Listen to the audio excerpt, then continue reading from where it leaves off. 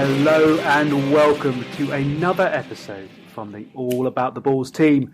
It's the 1st of July and we continue to find ourselves in very, very strange times. English pubs are opening up whilst English cities are locking back down. Some Scousers have got their hands on some silverware without needing a crowbar. The mighty All Blacks are learning how to play rugby league.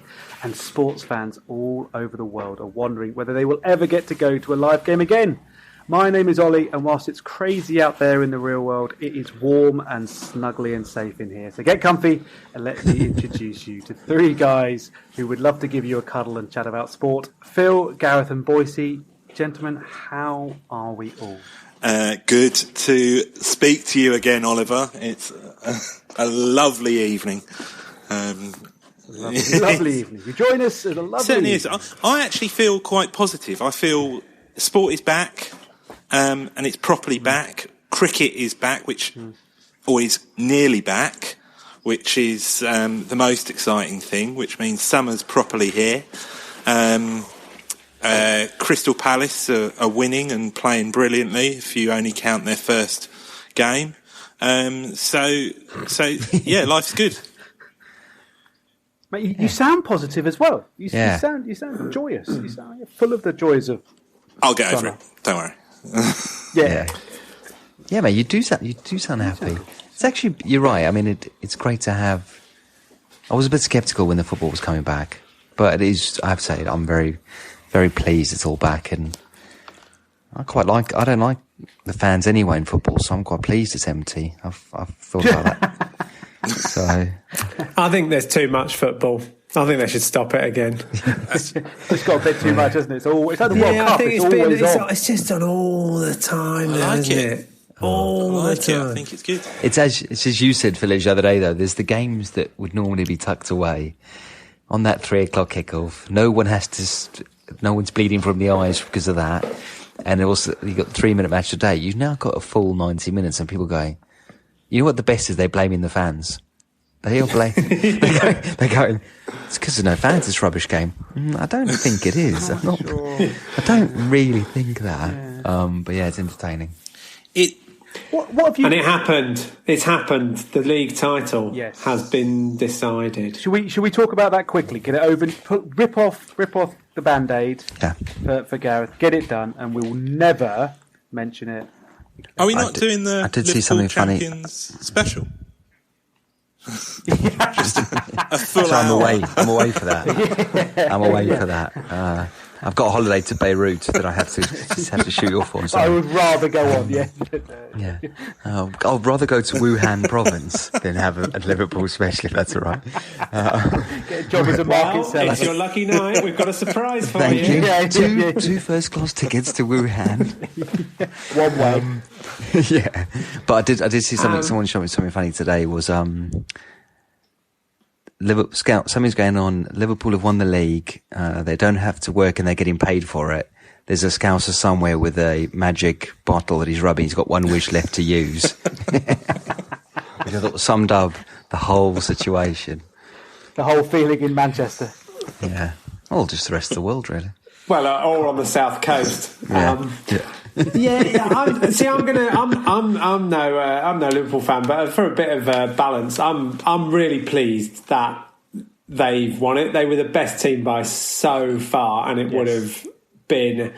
I just think they deserve to win it. You know, in any other season, they'd have won it in record time. I know technically by number of games they've still won it in record time, and it will always be remembered as a slightly odd season because of everything that's gone on. But you know, it's what they did really last season as well. You know, that incredible run-in where Man City and Liverpool just won every single game and every single point, and they've been incredible, Liverpool, for basically a season and a half now, and you know, fair play to them. Jurgen Klopp's class, isn't he? Yeah. He's just class. I got putting all my grumpiness aside about it.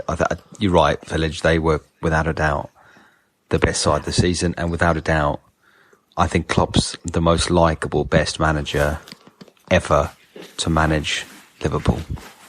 Well, that's he's made me like Liverpool. He's likeable, and I think the team's quite likeable as well, aren't they? They're good to watch. There's not, there's that decent mix of some homegrown players and some decent English players, which I know doesn't mean that much in the modern game, but it is quite nice to see. And it's Didn't see many major egos. I'm delighted for all our fans.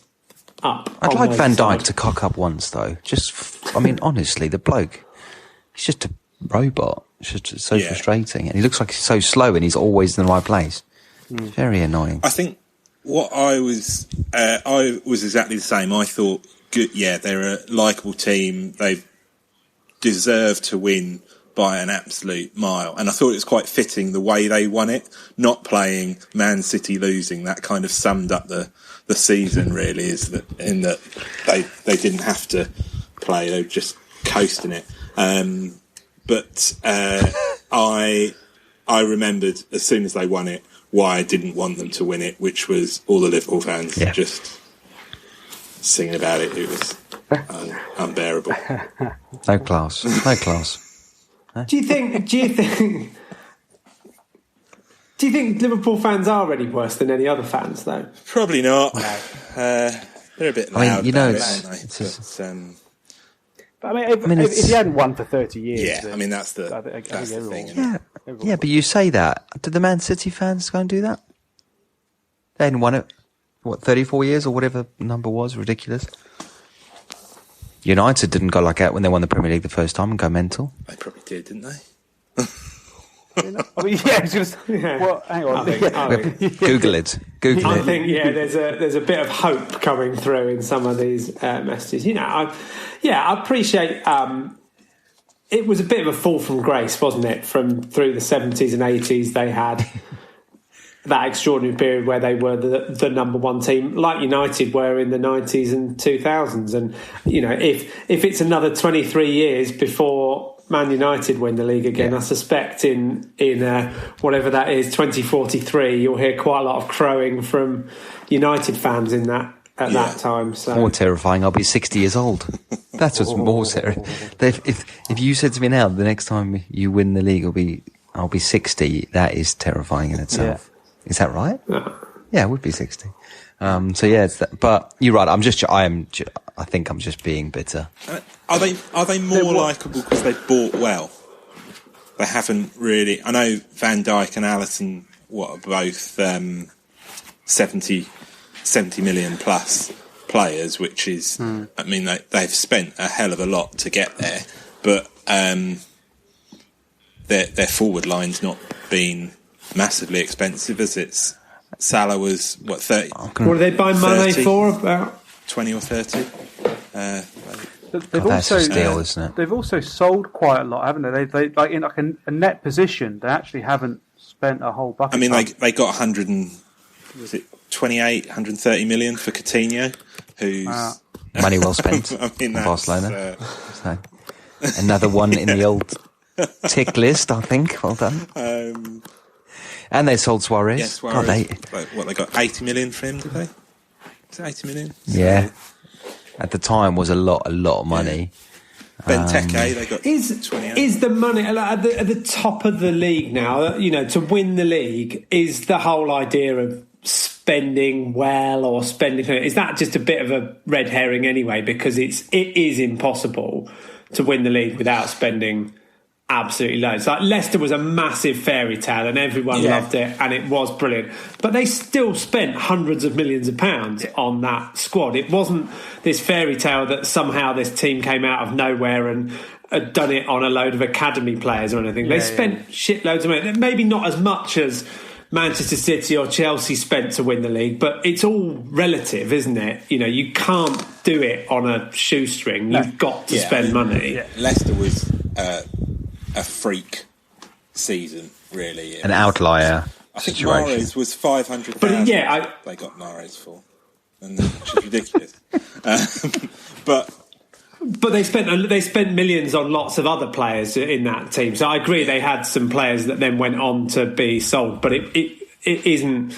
You just can't do it without spending loads of money, and you have to spend hundreds of millions really to just stay in the Premier League these days. Maybe tens of millions. I just think it's in today's Premier League where teams are spending silly money on average players. Liverpool, if you look at the players that are performing for Liverpool, they haven't actually spent huge amounts on them, and where they have spent huge amounts, they're players that have vastly improved the team and probably won them the title. I mean, Klopp's looking amazing from the fact that they had an issue at the back and they brought one player in who seems to have sorted it all out, and then they had a problem in goal and they brought another player in who seems to sort that out. So it's well done. I suppose to your point though, that was 70 million twice. So even in there to sort those problems out, and I think it says a lot. I think it just again speaks volumes for Klopp and the coaching team that he's put in place, because every team in the, I've not got the stats to back this up obviously, but probably every team in the top half of the Premier League spends an awful lot of money. Certainly the top 4, top 6 spends 50 million, 60 million quid on players and brings also, and potentially buys some cheaper players, but don't turn them into those world beaters. And so Klopp's either really good at identifying players who he knows will fit his system and he can bring through, or he's really good at developing them, or probably a mixture of the two. Do you think, given so that sounds like we're saying that the only way to actually stand a chance of being consistently successful in the Premier League is to have a serious checkbook behind you, and that tends to come from big either private owners or sort of big wealth funds or something like that getting involved in buying up the club. Would the Premier League be better if there was a salary cap to make it more competitive? No, I don't think so. No. Next question. I don't think so either. I think it is what it is. It would change the whole dynamic of the situation. I mean, the funny thing about it, there's 6 teams. It's the top 6 now. I know Liverpool and Man City are well ahead, but you've got still in that Chelsea, United, Tottenham, Leicester. Arsenal. But they've all got money. Wolves. But the silly thing is, Bournemouth are spending 100 million in a season. Palace spend 100 million in a season. Fulham spent 100 million in the season, didn't stay up. So it's just stupid money in the Premier League at the moment. So, but I mean, basically, this is just the Jurgen Klopp fan club, isn't it? Because really, all these clubs are spending, 100 million, and he spent 140, but it's not million. It's not a huge difference in this world. And he lost his assistant. He left at the end of last season, who was a Jelko Buvac or whatever his name was, and who was at that time the brains, apparently, and was all the driving factor of all this. And Klopp's gone, I've just do it on my own, and he's done even better. So why did he leave? Whilst we do have the Jurgen Klopp Appreciation Society over here, did you see the story just over the other side of Merseyside, and a different approach to man management from Carlo Ancelotti at Everton this week? If I say the name Luke Garbutt to you, does it mean anything? No, go for it. Didn't to Carlo either. This is Luke Garbutt, who's been at Everton for 11 years, admittedly on loan for some of them, but was let go yesterday at the end of his contract. And Ancelotti in a press conference was asked about it, and he just stared blankly. Like, who? And you could see him, there's a video where he looks to presumably his press officer going, who's he talking about? And the reporter goes, Luke Garbutt has been on Everton's books for 11 years, contract ended, you let him go today? And he went, and Ancelotti just went, I'm sorry, I wasn't expecting this question. Poor Lukey boy. Poor Lukey. Value your after 11 years of service. It's just Jurgen Klopp just dancing behind him. Very quickly. How much? Yes. Your comment about Leicester, Phil, made me Google it. So how much do you think Leicester spent on their starting 11 when they won the title? Is that okay? Oh, I don't know. Somewhere between 70 million plus, 70 to 100 million. I was going to give you 5 million each side, so Phil's gone for 65 to 105 million. Excellent. Yeah. Gareth? What was the question? How much was left to spend to win the title? I wasn't expecting this question. Yeah. Who's James? James Garber. What's his name? I reckon 65. And Ollie? 28.8. Jesus. Okazaki was their most Interesting. expensive That's proved me massively wrong, hasn't it? Yeah, me too. Yeah, no, but it does. Still a lot of money, though, isn't it? 28 million. Yeah. That's a Christian Benteke. How much do they pay on salaries? But it's still. How much do they pay on salaries? That's a good question. Let me just Google that. How much do you reckon? I'll give you 5 million. What was the water? What was the irrigation water bill during that season? Because they are renowned. I think the facilities play a huge part in the Let me situation. just pull up their accounts. Yeah. Utilities. Hang on, can you get half-time oranges? Yep. Yes, organic, lovely. It doesn't matter. They've spent a fortune on the physios, so it's a joke. And pasta. Okay. And pasta. Clarineri loved the pasta, so it's too much. Before we move on, and because we did say we'd only talk about it for a little bit, but like one final question, kind of without notice to you guys: Are this Liverpool side? Can they already be classed as one of the greatest Premier League or like top division sides ever? And if not, what more do they have to do in your eyes to get that accolade? So I was a no previously, but I actually think yes, they're one of the best. I just think it depends on how you frame the question. Are they the best or are they one of the best in any given season? So as a one-season club, then you have to say they've got to be one of the best. They could end up with a record number of points. They have won the league quicker than anyone else. How else can you sort of gauge it? That's a really high standard. Are they one of the best in history in terms of teams, in terms of longevity, maybe?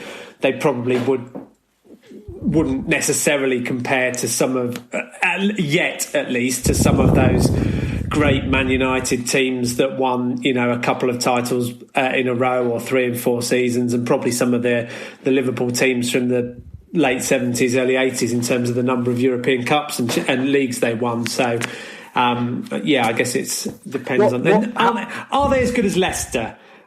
That's what we're all asking, I think. Because Souness came out and said that he reckons they're the best Liverpool side that there's ever been. But he said I would be terrified to face these people. I don't know. I think that Liverpool side in the 80s was pre-power. Also, you've got a caveat there with he was in that side, so he'd look. I mean, not that he struggles with an ego, Souness sometimes, but even he wouldn't go, we were still better in reality. But the shorts were definitely shorter, that was for sure. Tight. But I mean, in reality, I think on one season, this is probably one of the best seasons of a team playing. But I think greatest all time is longevity. We talked about this when we had the greatest coaches and all that. It's longevity. It's doing it over and over and over until they win next season. Then that's my answer is no still. I'll sit here in a year's time if they win the league again and I'll go, right, that is great, potentially greatest, or in that category. Do they have to go on and win the Premier League? Like, what happens if like next year they don't win the Premier League title? They come second, but they win the Champions League. Like, does it have to be domestic success now that really will define them as one of the true greats? Well, they're a cup team, aren't they? With the Champions League. So it's not the same. Winning the league's better. Phil doesn't care. Look, Phil. It's just thinks I'm just being a knob. It's fun. I'm still thinking about that poor Everton player. Can anyone remember his name? Lukey G. I actually cannot remember his name. Dan Dan Lewandowski. Now, hang on. a couple of weeks ago, we did the cricket bucket list, and so I've come up with a few questions for the football bucket list. But I haven't looked at this for a couple of weeks. This might be bullshit, but let's see how many of these we can tick off from our ultimate football bucket list. Have you watched a final at Wembley? Yeah. No. No. Semi-final? Playoff final for you, Ian? I've watched a playoff final at Wembley. I've watched two playoff finals. One at Wembley, one at the old Wembley. Yeah, and then FA Cup semi-final, FA Cup final. I'll tell you about that if you want. And then watched a playoff final at the Millennium Stadium when Wembley was being rebuilt. Not a question. Okay. Have you played? Maybe that's the second question. Yeah. Have you watched a game at the Millennium Stadium? Have you played on an overseas tour? I haven't. No. I missed out the under-9s trip to Jersey. I think I was ill, so I missed out on that. Sadly. Yeah. No. Have you attended from a me. major derby? One of the big derbies. Wow. Would you define Palace Brighton One of the biggest as a major derby? Because no, I'm not. because well, that's not fair. Because Ian and I have actually attended the same derby and sat next to each other, so we can both tick that box. What's the score, Gareth? I Can did you use the remember? word major. 1-1. Was it 1-1? I thought it was 0-0. 1-1 or 0-0. Yeah, you're right. Could have been 0-0. Yes, because the whole time I was so terrified that Palace were going to score and you were going to get excited, or Brighton were going to score and then you weren't going to get excited. Exactly. So I did it for you. Yeah. I've been to the Manchester derby at Old Trafford. So not quite as big, but still up there. Cristiano, when Cristiano Ronaldo was at his peak for for Manchester United, and that was also 0-0. But I met Phil Taylor and Mark Williams, snooker player, beforehand. That was probably my biggest takeaway. Yeah, from the day. that's awesome. That's awesome. Have you ever scored a hat trick? No. Yes. Five-a-side? Yes. Under 9s, 11s aside. Yeah, under 10s, I think, for me. Playing the number 10 role. I don't know whether this is a later question, but it feels like the appropriate time to say I've never scored a hat-trick, but I once scored 4 own goals in 2 games. Consecutive. 2 braces. I'll take that. Was it, yeah? 2 in each. Yeah. 2 braces. Yeah. That's awesome, mate. That's impressive. And separately, I once scored an own goal from outside my own penalty area, which I think. How did you do that? Were you passing it back or something like that, or did you just hit the? No, I was deflection? trying to intercept a sort of cross-field ball, and I was running back, and I sort of stretched to get there, and genuinely volleyed it into the top corner. It was the best goal Great I've ever finish. scored. Sounds good. I mean, yeah, that is nice. That is nice. Top end. Did you celebrate? I mean, yeah, it was a great goal. I have to admit, there's nothing worse than scoring an own goal. In terms of that instant thing of shit, that is bad. Is it worse to get a golden duck or score an own goal? Own goal. Yeah. Oh, I'd say goal. And what's worse? A golden duck's worse because you get to play on if you've scored an own goal. Yeah, That's fair. I don't know. I'm quite comfortable with getting a duck. I think maybe it's more expected. I don't know. Have you ever attended an overseas World Cup? No, but I feel like this is a drinking game. Yeah, you ever? Never have I ever. No. No, sadly. Have you ever been to a Champions League game live? No. Christ, we're not good at this, lads. We were a lot more active in the cricket world. Have you ever saved a penalty? Yes. Oh, The cat. When I decided that defending wasn't for me after the glut of own goals, I became a goalkeeper for a couple of years, and saved a penalty. Well done. nice, mate. Well, I don't know what it's like at your school, but it was very much like when you're young, one kid would kind of either get bullied into going in goal or kind of know that he was never going to make the team if he played outfield. So kind of like, I'll go in goal because he just desperately wanted to be in the team. And more often than not, that kid also then ended up being the wicket keeper in your cricket side as well. I remember we had one guy just stuck in goal and keeper for about 10 seasons at school. It was terrible. It's funny, isn't it? It's terrible. He's wore gloves his whole school career. Yeah, I think also like his dad bought him the kit, and so he's like, he's the only one with gloves, like stick him in goal. So that was it. And have you ever played with your footballing hero?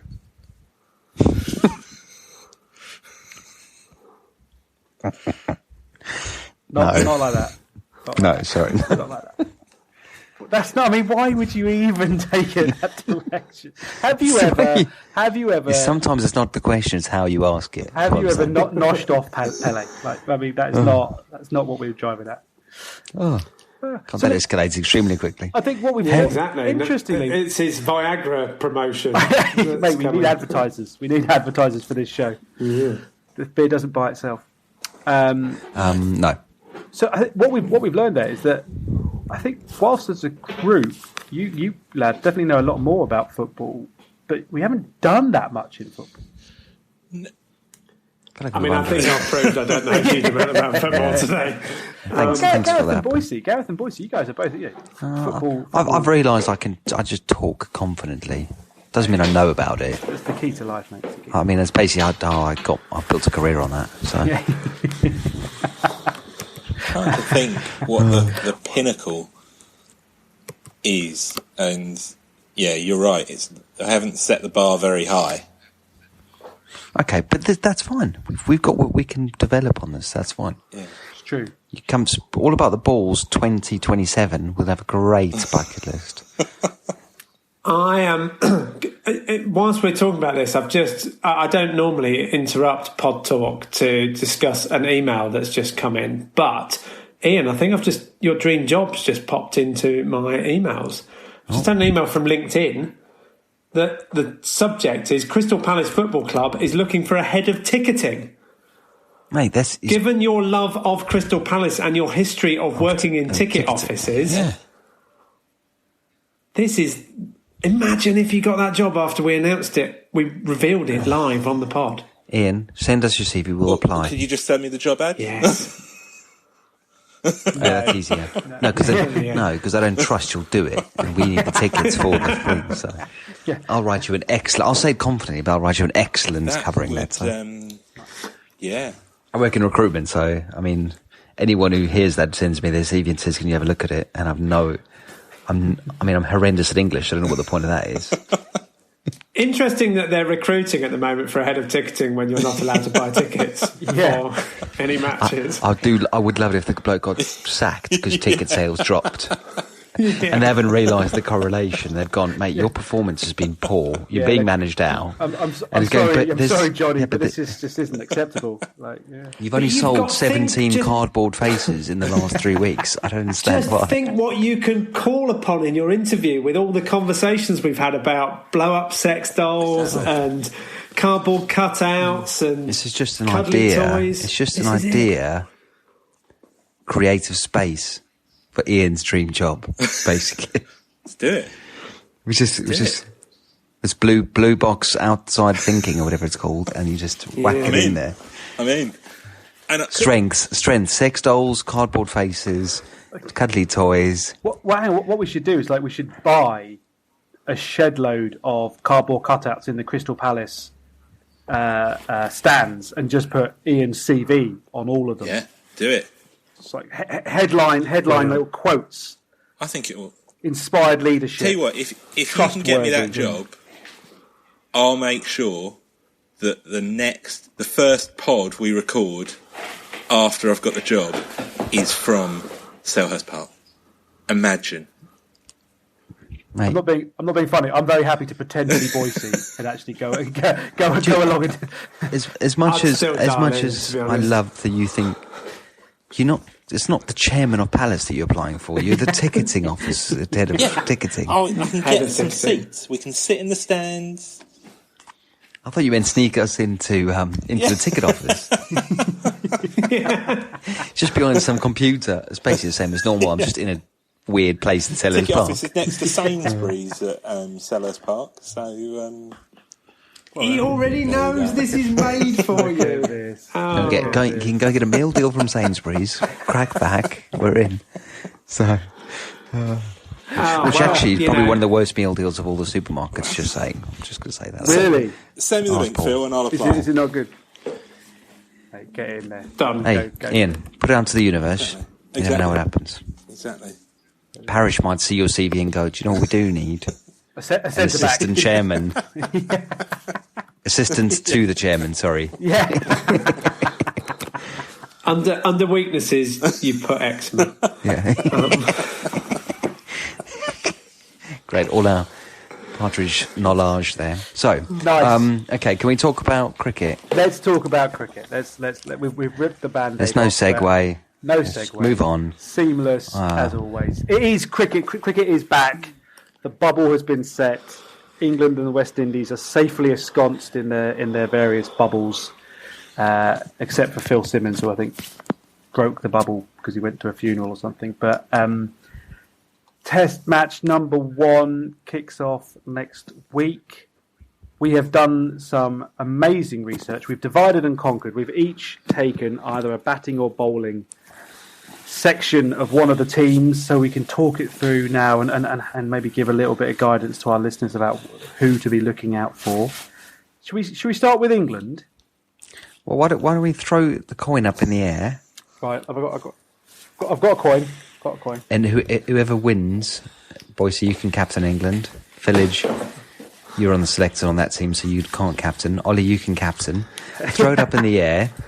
Whoever wins it can either bat first. They've got to do the batting in that team, and the other bowling. Reverse it, and we'll flip it up and reverse it.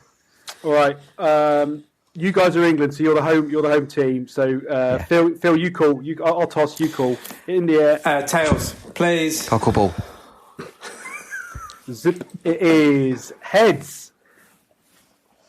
It is heads. So I think England win the toss, and you can elect to talk first or second. And Ian, do you want to have a battle bowl? I think we'll have a bowl. What does that mean? Nice. It means you're up. You're going. I didn't That was a understand. long way of basically saying, Boycey, do you want to tell us a bit about England's bowling? Mate, lineup? you could have told me right down the road, but you made your decision. Nasser Hussain has grabbed the mic and said you are having a bowl. Yeah. And what was your decision making around that? Well, I thought if we bowled, that meant that they would go first. So, No, I meant you're bowling first. Confusion. West Indies are batting in the first. So whoever's doing the batting, over to you, Ian. Give us your Boycey, quick assessment. England's bowling lineup. We touched on this a bit in the last pod, quite a lot actually. But I think we agreed that England have got one of their strongest bowling lineups in a long time available to them. The fact that Joe Root's not playing, I'm quite excited about, because we were umming and ahhing about how we would get the four quicks in and a spinner, and we were settling on Root being the spinner. But as he's not playing, I think that means there's a place for Moeen in the team. So I would go for Jimmy and Broad opening up, Wood and Archer, with Moeen as your spinner, and that's a pretty good bowling. A lot of lineup. pace there. A lot of pace. Lot of pace. Great spinner. Moeen's batting as No a backup. Wokes. No space for Wokes. No space for Curran. Wokes. I like Wokes. No space. I think Ali for Root, and I won't cut in ahead of Gareth before he talks about the batting, but surely that weakens the batting too much. No, we're going to be amazing at the batting. We've got Pope. Well, I assume we've got Pope. I don't know what Gareth's gone for. Yeah, but in your scenario, then we've got 5 batsmen that include Stokes in the. And then you've got that's a very Moeen big... at 6 or Butler at 6. Butler at 6, Moeen at 7, and then Archer, Wood, Anderson, Brawn. Yeah. Well, I'm really as one of the West Indies co-captains here. I've just got a little bit excited in my seat because that's rubbish. You couldn't help yourself, could you? Just jump in straight away. Obviously, we can just hold it back. So, who's got the bat for the West Indies? Oh, who's me. doing the batting line? Yes, that's you, Ollie. Me. Look. Yeah. So. I wouldn't worry too much, Ollie. Phil will jump in soon.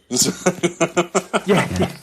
Don't worry, we got England's only got 17 pace bowlers and 3 leg spinners, but it's fine. No one can bat for love nor money, but it's all right. Okay. So the problem is, and this is it's that same old thing with the West Indies in so many ways. Is they absolutely have the talent.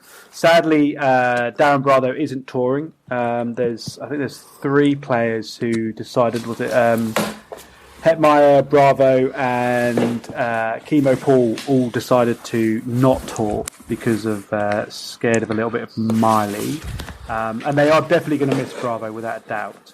But there was and Hetmeyer, and Hetmeyer. But there's so much potential. You've got Shy Hope, Dorridge, who's also keeper. He's not only can he score runs, but he's actually in some okay form as well. He picked up, I think, 60 odd, I think it was, in the intra-squad game last week. So he's finding a bit of form, which is good.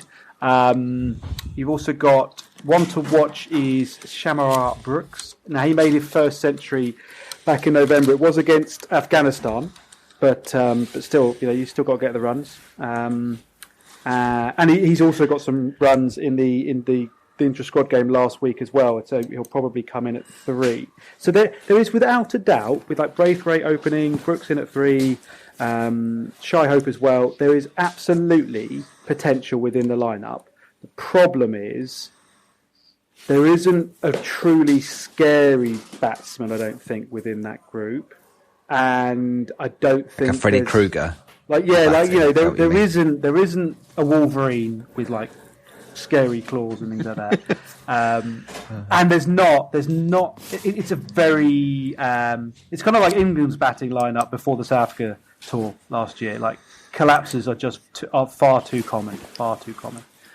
But one guy actually, I was looking at Blackwood as well, who's coming back into some form, coming back into some favour as well within the team. He averages only 30 from 28 tests, but against England, he's played 6 tests and he's averaging 55. So again, I think Blackwood's going to be a bit of a thorn in England's side. But I just don't think against Broady and Ansett, I don't think the batting lineup's going to get enough runs on the board. Yeah, it's tricky. I think that's the problem. They played in India last, I think it was maybe November or something like that. But when they last toured to India, they got crushed, and they only scored 650 across 4 innings, and that's just not enough runs. And it's very different pitch, very different conditions, I know, in England, but I just don't think there are going to be enough runs in that batting lineup. I think the challenge is you just don't know what's going to turn up. Do you?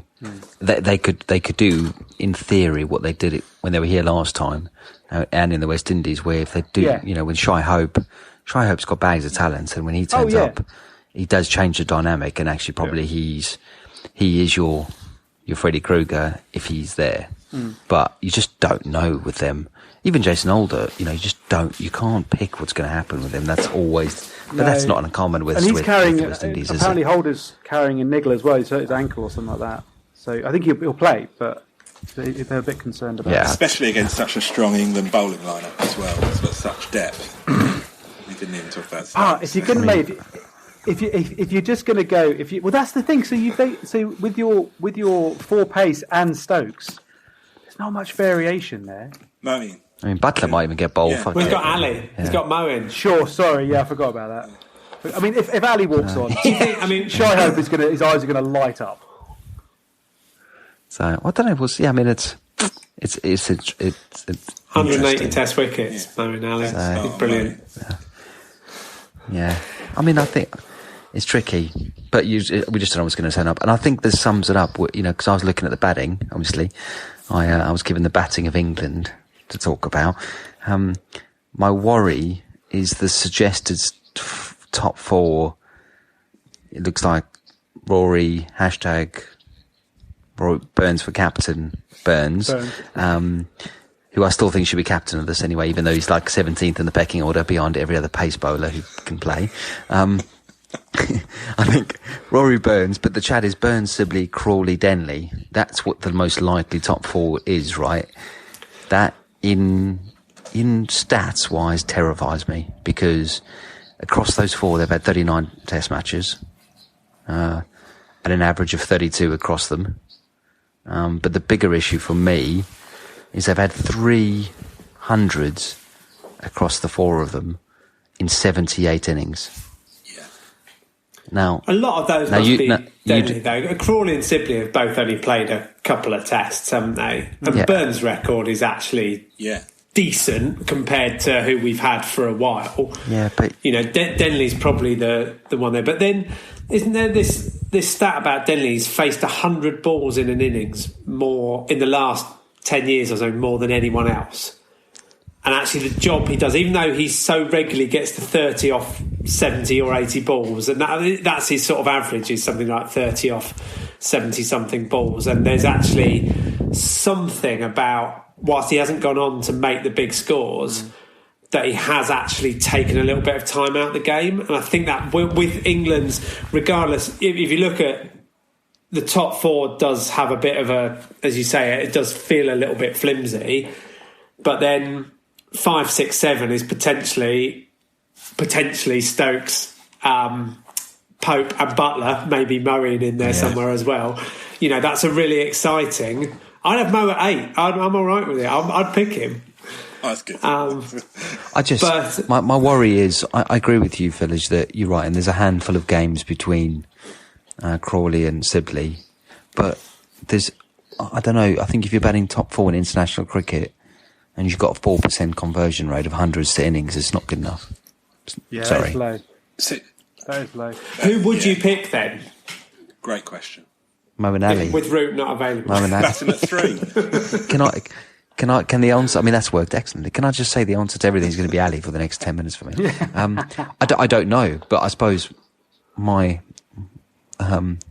was tasked with where we're going to be, and my issue is, I think the West Indies bowling attack, which I'm sure you're going to tell us about, is, from my understanding, pretty strong. And I think this is going to be the series of who can bowl better, and actually probably the series of who bats better in terms of those poor sides. Inexperienced developing top orders. So what I agree. Yeah, I think there's not going to be enough runs. Do you think there's not going to be many runs on the board? I think it's whoever bats the best. The bowling attacks are strong. Yeah. I think it's whoever bats best in the series will just. I think because they're both not great. But I mean, sure, yeah. Village. I agree with that. And actually, with the exception of Steve Smith, who was a complete freak, that's really similar to how the Ashes were last summer. The strength was in the bowling attacks, and the batting wasn't as strong, with the exception of one person who made the difference. And Steve Smith won the Aussies the Ashes, and there isn't, as Ollie said, there isn't that standout player in the West Indies side, and I don't think at the moment there's that standout player, not at that level, in the England side either. Root's probably the one that's got the potential to be a bit head and shoulders above the rest in the England lineup. But I think it's an opportunity. I mean, certainly for England and the West Indies, because you've got some new young players coming in, and Burns isn't completely settled in the team yet. Very well.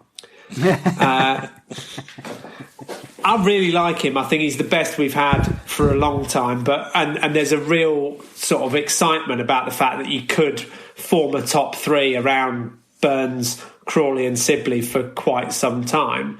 But they've got to start somewhere. But I guess you look back when Keaton Jennings and Habib came into the team 2 or 3 years ago, and both scored hundreds in their first couple of tests, and everyone said the same thing. Maybe finally we found someone to bat with Cookie and bat at 3, and and it didn't happen. So, let's wait and see. But yeah, the West Indies bowling attack, I think you've already said it, and we touched on it last week again. They've got, it's not quite the bowling attack of the late 70s, early 80s, but they've got 3-4 really good quick bowlers. They've got Kemar Roach, they've got Jason Holder, who've been around for 40, 50 tests now, and they've got a couple of other younger guys, Alzari Joseph, and this guy, I haven't seen anything of him, he's only played one test, but Raymond Reefer, who took, was it 5 wickets in 12 balls or something? I think 5 wickets in 3 balls. They've got Reefer and Roach, so they're all over it. Bring back Darren Ganga. But Marley's at 3. So yeah, I think it's really exciting to see them go. But the one I really want to mention: do you guys know Rakeem Cornwall? Heard of him? Does he play for Everton? Yeah, Carlo Ancelotti's just let him go. So he's 14 years at Everton. 140 kilo off spinner. 140 or 14? 140 kilo off spinner. I'm not sorry, can I just clarify? Mountain. If he's 114 or 140, that is still huge. Sorry, it is, but 140 kilos. That's bigger than It gives me hope. Gives me shy hope. Do you remember Dwayne Leverock? Yeah, from Bermuda. Bermuda. That catch. He's great hands. Great hands. Catch, yeah. But, he's of that ilk. So, a bit of a shuffle and bowl some off spin. I mean, I don't know how likely he is to get a game, especially if the weather that we've had recently continues. And I don't know how the footage they've shown of England playing their warm-up game, inter-squad warm-up game today and the West Indies one. I think warm-up was the key because they all looked freezing, and if the weather stays cold and the pitch has perhaps got a touch of green on it, then it probably is going to be predominantly the seamers that are bowling. But get Rakeem Cornwall in. I mean, to be fair, I'm going away next week, so the weather will without a doubt be shit because I'm going away in England. So sorry to ruin it for all of you. But fortunately, the first test isn't on Croyd Beach. Oh, cool. So, good track, though. Good track. Yeah. So, but yeah, I don't think there's enough 140 kilogram spinners out there. So, there aren't many 140 kilogram people out there. More than you think. Welcome to America. Yeah. Let's make America great again. So just for the England team. Sorry, boys. For the England selectors there, particularly from the batting side, have you taken any note of the Team Butler versus Team Stokes match that kicked off today with James Bracey picking up 85 and Dan Lawrence a cheeky 58? Any chance you think they'll blood some new youngsters into the squad this That's series? what I was actually or this summer, maybe against Pakistan. Is it worth bringing in, whilst we've got a team of an inexperienced team, youngsters? Is it worth bringing someone like Dan Lawrence in to in place? Well, he was my wild card. He was my wild card. I know it will be a difficult with so much inexperience in that top order. It's probably not advisable, but. They're lacking options, I'd say. So, is it worth it? Give them a chance while in England and got such a strong bowling lineup. As you said, that with the inexperience that we've already got in that top order, it's probably not the right time. But what do you lose? I mean, I don't mean this in a weird way, but I know your point's very valid with Denley that he chews up some of the game, but is he a long-term option really in terms of? And it's a series. No, this summer's not, a good one. This summer's a good one to blood, isn't it? I'm not trying to play down Pakistan or the West Indies but if you were going to rank India, South Africa, Australia as the big series, is that we want to be winning comfortably. That England want to be winning comfortably all the time. That is this a summer that you do try that? I don't know. You're head of selection. You tell me. I mean, I think regardless of whether I know this is what we would like in places, but they won't do that, will they, realistically? No. Because that tends not to be, or that would be a real left field pick to bring in someone like either Lawrence or Boycey and leave Denley out, especially with Root not playing. You know, there's possibly a different question if Root was playing and there was an injury a couple of days before the game to one of the other top three, as to whether, especially if it was Sibley or Crawley, whether you'd be tempted to pick one of the younger ones. Realistically, I think they would still pick Denley in that. Yeah. Because I mean, what we don't know yet is we're all assuming that they're going to pick Burns, Crawley, and Sibley when Root's available, and I don't think that's absolutely guaranteed yet. They might stick with Denley at 3 and say to one of Crawley or Sibley that you've just got to wait for your time. What would you do? I don't think in all honesty, what would you do though? If you were this, jokes aside, I would pick Burns, Crawley, and Sibley because I think they're the 3 that we should be basing it around. I agree. And then at 4, I'm comfortable with Root. Well, Root when everyone's fit. I think I would probably keep Denley, and I think to Gareth's point earlier about the inexperience, if we went in to the first test with Burns, Crawley, Sibley and Lawrence as your top 4, I'd be less comfortable than I would with the thought of Denley scoring 30 off 70 balls. You know what Denley's going to do? He's going to bag a couple of hundreds, isn't he? Yeah. Yes, and just go. So we'll stick with him for another period because of that. That's what's going to happen. And everyone else is going to struggle, and he's going to get runs in the first match. One thing we spoke about last time, and I don't know if you guys have answered it yet. In your England side, who's keeper? Have you gone Butler? Yeah. Mo and Ali.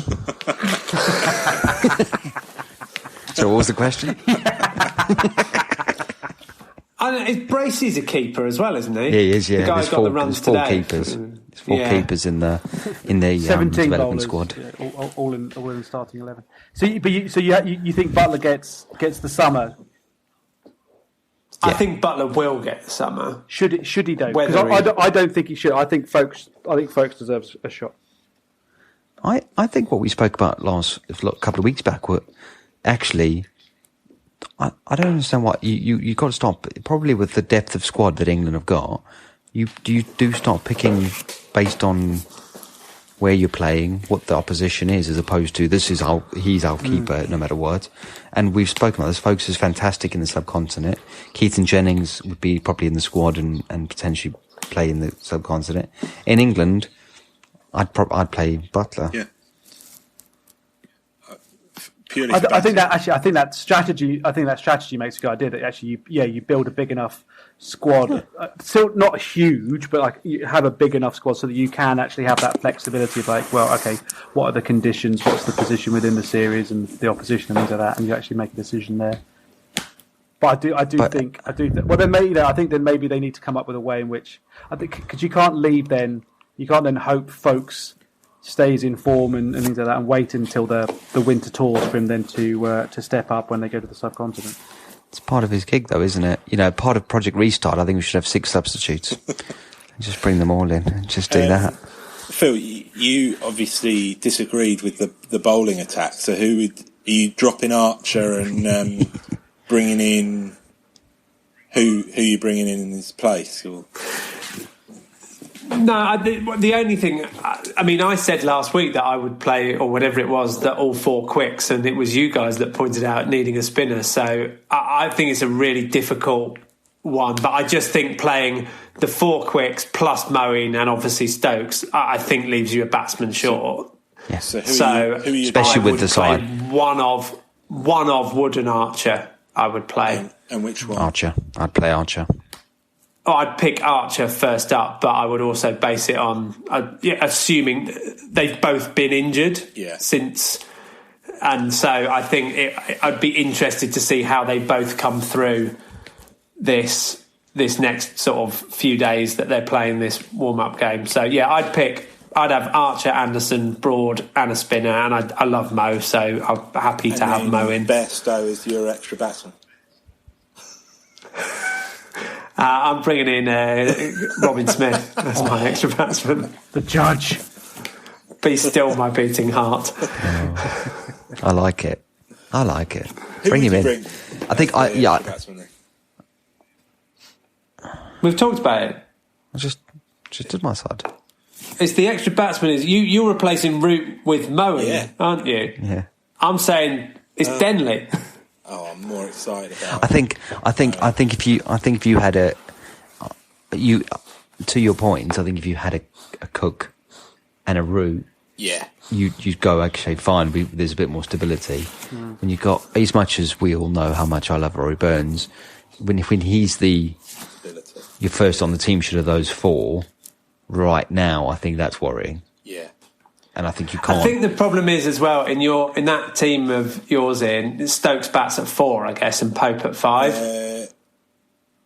Or do you put Moeen up the order? No, I wouldn't put Moeen up the order again. I'd put 3. Bat him 3. I wouldn't want to. And then Stokes at 5. Yeah. Yeah, you can't. I guess that thing of I wouldn't want it. That's the risk for me, especially against this attack with an untried top order, is that you risk exposing Pope and Stokes and then Butler and Moeen earlier than you want. I think there is a value in having that extra sort of dour batsman to try and take some time out of the game to.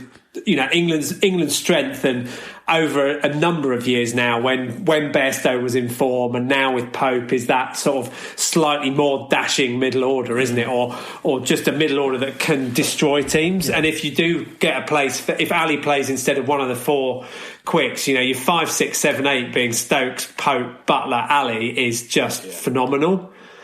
And if you shift all of those up one.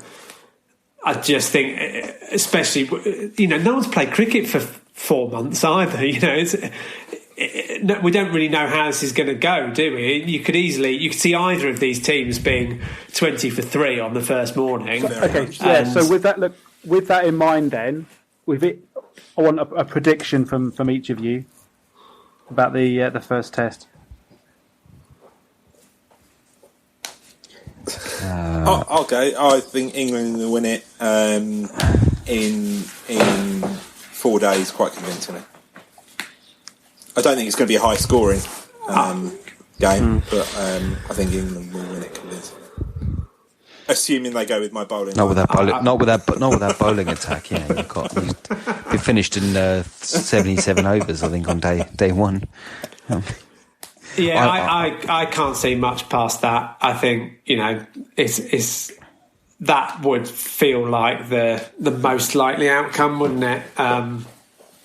And yeah, I'd be surprised and a little bit disappointed if England don't win this series 3-0. Probably perhaps not without absolutely thrashing them, because as you say, I think probably England's batting isn't quite strong enough yet to rack up the big scores to be winning by an innings or a couple of 200-300 runs. But I think that England's bowling will be just too strong for the West Indies. Gareth?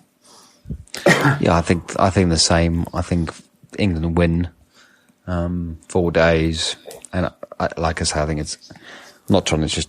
Actually, no, fuck it. West Indies are going to win the series 2-1. No, I'm joking. I think England win. And man of the match from each of you. Who's going to really stand out? Well, Broad said he can't play without a crowd, so it won't be him. Moeen Ali, Wood's not playing anymore, so he's been dropped, so it can't be him. I'm going to go Joe Denley with 100. just because I know it's just whatever I say will be the opposite, so I'm going to go Denley. Denley. Boycey? Butler. Mr. Phil?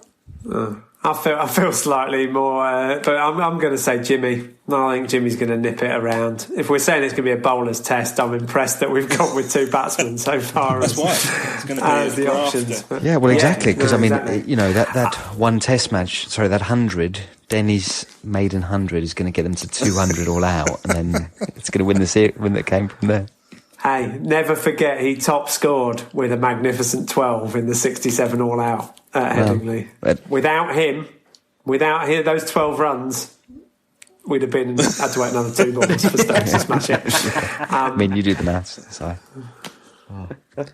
Ollie, what about you? What's your prediction? Look, I think exactly the same. England win within 4 days. In terms of man of the match, I think Stokesy with the captaincy is going to stand up with bat and ball, and he's going to get a couple of decent scores, pick up a load of wickets. He's going to pull out an amazing catch as well. And he's just going to be all over it. So it's Stokesy's show. So pretty convincing Windies win with England pretty much within 3 days. I'm going to put loads of money on the West Indies winning with a shy hope 100. And a Raheem Cornwall 10 for. Oh. So, the Everton midfielder. So, Lads, gents, it's been fun. It's been emotional. Fun. It's been emotional. Yes. Well done, Liverpool. That's the end of my conversation. You're I've got anything else to say. You're a big man for saying that. Too. Yeah, I'll say that because I know no one's listening at this point in the podcast. I'm fine. I'd tell you who is listening, Luke Garbutt. Poor old gents, have a good one. We'll dedicate this show to Luke. All right, lads. Take care. Bye. See you next time. Bye. Farewell.